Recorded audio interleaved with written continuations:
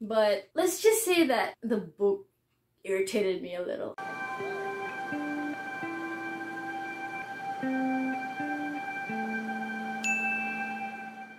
Next up, the stuff that I didn't plan to buy. So I really thought this was gonna be the end of my shopping in New York. In Europe. My book shopping. Again, I don't buy books in bulk anymore. But then when we were in Berlin, on our last day in Europe, we had some free time. So I thought, oh, free time. What would be good to see in our free time? Of course, I googled an English bookstore. I completely forgot the name of the place. Hopefully I can remember and just put it here. Let's start with... what is this book doing here? Okay, so this book is not mine, it's my brother's. Neil Gaiman, Art Matters. I wish him luck and fun in reading this. I'll give it to him later. Let's start with books on writing. Because again, hard to find here in the Philippines. I wasn't planning to buy this much. In fact, there were more that I could have bought. But then when I skimmed through these books, I was like, no, I can't give up one. They're all important in their own way. So, Before and After the Book Deal by Courtney Mom. A bit presumptuous, don't you think? Nah, it says before and after, so it has some helpful tips on the actual before. And it also has tips on things like a creative writing masters, which you know I'm trying to do.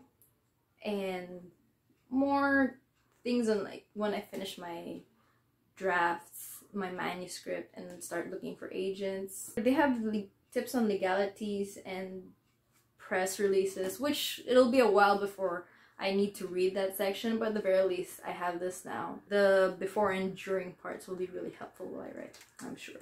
Next, How to Write a Page Turner by Jordan Rosenfield. So it has a lot of stuff on like what conflicts your characters could go through in order to keep your story moving, like reversals or power struggles, plot twists, things like that. It has many tips on that, so I figured this book would be useful since I'm a pantser. I'm typing away and then suddenly I'm like, oh god, my story's going nowhere, I don't know where to go next. The tension is dead, the pacing is dead, my characters are dead inside. Help me! So I figured I'd read this book if that time comes. Not when. Why am I jinxing myself? If that time comes, and hopefully it'll give me a way to get out of it. Last but not the least is The Right to Write by Julia Cameron. Here. It's really pretty. Doesn't even look like a nonfiction book. Here's the thing. This whole decision to take time off and write is nerve-wracking. It's terrifying. But it's also something that I've wanted to do for years. I mean, everyone wants to do it. Every writer wants to take time off and write. But the fact that I'm doing it now makes me very vulnerable to getting emotional. When someone mentions something about writing, or something resonates with how passionate I feel about this.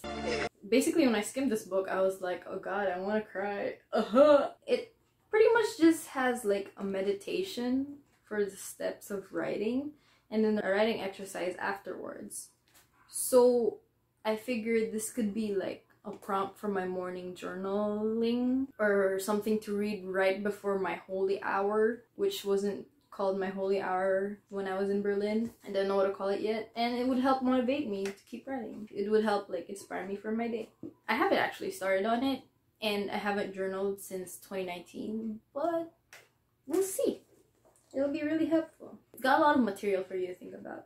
Now the fiction books, just 2 for my stack. This is The Binding by Bridget Collins. It says here, the breakout sensation of the year. So it's about a guy who binds secrets into books for a living, if I got that right. Yep, he binds memories into books as he makes them. But then one day he finds a book with his name on it. So it's like, oh my god, what's this secret? Why is my name in a book? Whose memory is this? So basically, it's a book about the magical power of stories. Yes, I am not over the Starless Sea. Erin Morgenstern, what have you done to me? The fact that it's so highly recommended and, you know, the premise is interesting is really exciting for me. By the way, all these fiction books, I checked Goodreads before I bought them, literally on the spot. Just scanned it and then went, Goodreads, tell me its rating. And Goodreads was like, more than 4 stars with over 500 plus, depending on the book, reviews. And I was like, that's really great! Adds them to my basket. I don't want to regret buying these books or like any book. So nowadays I just check Goodreads before I buy, which has turned out pretty well for me. The fact that popular rating dictates what I read now doesn't really bother me as much because, again, I only have so much time in my life right now and so much attention span. I don't want to regret spending money on a book and not enjoying it. I can't regret buying these, especially the fact that, you know, they're about a subject matter I enjoy. Stories and magic. Totally love that. Please give me some more bricks if you have them. They have really pretty covers. The premise is really good. And they're standalones. So I won't read one and be all like, oh my god, where's the sequel? Ah! I will never be able to get the sequel.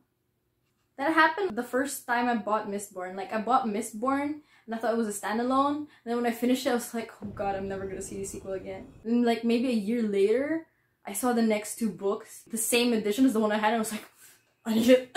I need to get it. So I was really lucky with that, but otherwise, like, nowadays I won't risk it, man. If I don't know if it's gonna show up in the Philippines, I'm not buying that first book, no matter how high the rating is. The last one is the one that I will actually find here in the Philippines, because I bought the first book here, and I just finished it right before we left, actually.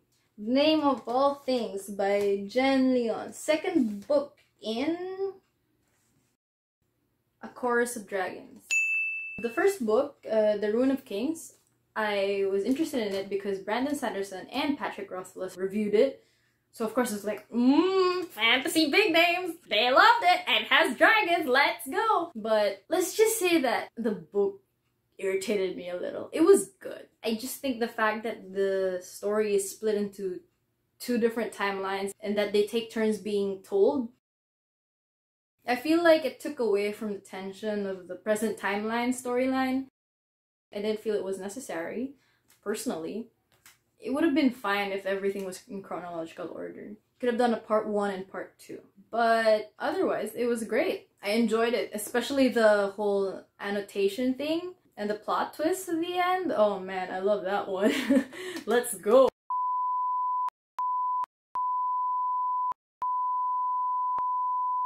When I finished that book, I thought, do I want to read the next part of the series? And I was like, yeah, I like the story, and I thought I would like to see where this is going. So I figured, might as well. I wasn't gonna buy it, but then Dad said, oh, just buy it already. And I was like, alright, thanks Dad. And that is my book haul for Europe. Pretty much just Amsterdam and Berlin. I really had fun.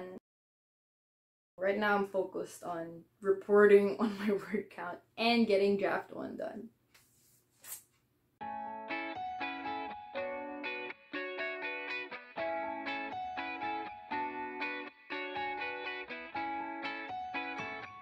Like, comment, share, subscribe, worship the book gods, I don't know.